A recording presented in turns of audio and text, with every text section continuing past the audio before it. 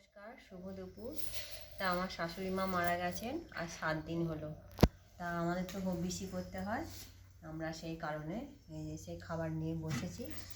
এখানে মাটির সরাই করতে হয়, কিন্তু আমরা পেতলের হাঁড়িতে করছি। পেতলের হাঁড়িতেও মাটির সরাগুলো লাস্টে করবো, সবাই করবে।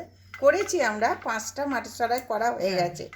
আজকে 6 দিন হচ্ছে, আর 10 দিন করতে হয় আমাদের। আলু চাল সেদ্ধ,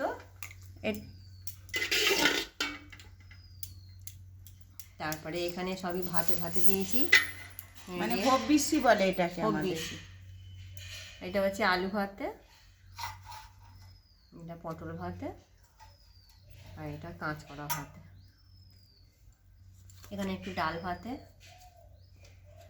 দিয়ে আমরা এটা খাবো এবার। ডাল মানে মুগ ডাল সেদ্ধ আর কি। ঘি নিয়ে না, আর একটা ঘি আছে, ওটা না থাকে মাকে বলো একটু দিয়ে দেবে। তা আছে অনেকটাই।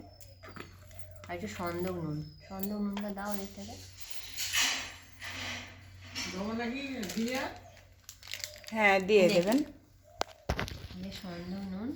আমরা দুপুরবেলায় এটাই খাবো, আর রাত্রিরে আমরা খই খাই।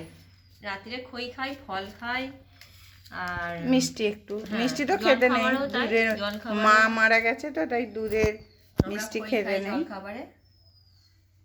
ঠিক আছে, তোমরা দেখবে, সাবস্ক্রাইব করবে, লাইক করবে, কমেন্ট করবে।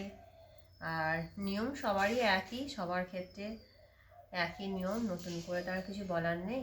আমাদের 2 জায়েরই আছে এটা। আর মতন টাটা।